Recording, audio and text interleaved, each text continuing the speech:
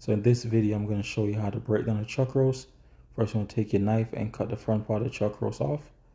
And the beef chuck roast is going to be the best value. Always look for the roast. All right, you're going to take your hand and you're going to put it in between the chuck steak and the chuck short ribs. And just pull it off carefully. And then there you go. This is going to be chuck steak, not to be confused with the chuck eye. I'm going to show you that one later. All right, so now you're going to get 3 nice chuck steaks out of this. And these steaks are going to be really good on the grill. All right, so you're going to cut them in 3. And when you go to the store, always look for the roast. It's where you're going to get your best value. All right, so there go your chuck steaks. What you're going to do now is use your knife. And you can just take the fat off. And then you're going to go ahead and just take off some of that connective tissue that's going to be chewy. You don't want it to ruin the steak. And now you're going to get some nice boneless short ribs. All right, these are going to be some amazing short ribs. These are going to be very tender. And if you were to buy these separately, it'd be way more expensive just buying the roast and cut them yourself. So these are cut like 3/4 of an inch. Obviously, you can make them thicker or thinner, depends on what you're making.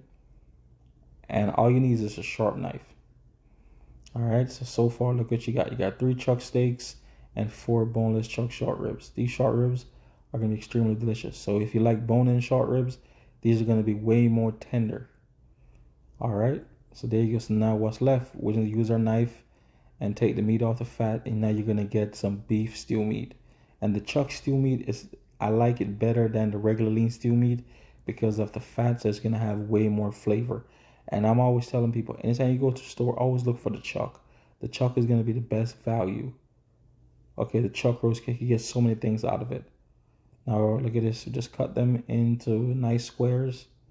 And this is going to be your chuck stew meat. Like I said, you're just using your knife to take the fat off of it. And the fat, you could render down the fat. And you could use that as oil and stuff like that to like cook your other food. So nothing is going to go to waste. All right, so there go the stew meat. And look at how nice that stew meat is going to be. It's going to be real tender because it has nice marbling. It's not going to be dry like the stew meat you would get from like a top round or a bottom round. All right, so that's what you got so far. So now with this one is where you're going to get the chuck eye. All right, so you can always tell with the chuck eye because it's going to be way more fattier. All right, so now you just use your hand and tear it off as much as you can. And then when you get to the end part, you just want to use your knife and just separate it off the rest of the roast.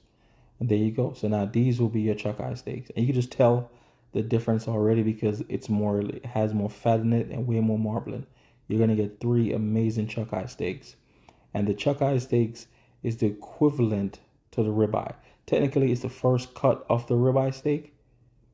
That's why it's called a poor man ribeye, the chuck eye steak. And trust me, the prices on it, it's not a poor man steak anymore because now it's so expensive because everybody's buying it. Instead of the ribeye, got a ribeye so expensive. So these right here is going to be your chuck eye steaks. All right, so anytime you go to the store, look for the chuck eye steaks. You're going to get the same great taste and tenderness as the ribeye at a good price. Now what's left over now, we can just separate this piece again. Now you're going to get some more boneless short ribs. All right, once again, these are going to be extremely tender. All right.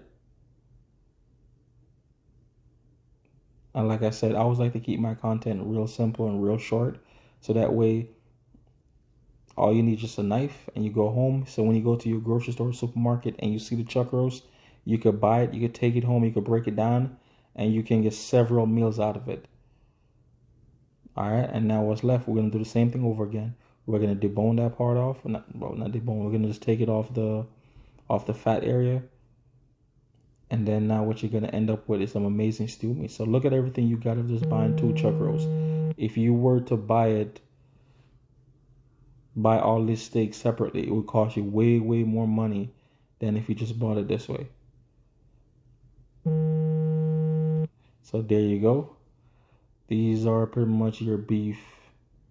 That's your beef chuck stew meat. And that's everything you end up getting out of it. All these amazing cuts. Now I'm just boning it to make sure I get all the meat off the fat. And like I said, with the fat, you could always render them down and use them later to make, you can use it to make butter, I'm guessing. Because you can use it to cook it. Just render it down and use it to cook later. So there you go. You got 3 chuck steaks, stew meat, chuck eye steaks, and chuck short ribs. And all of these are going to be delicious. All right, so let me know what you think in the comment section.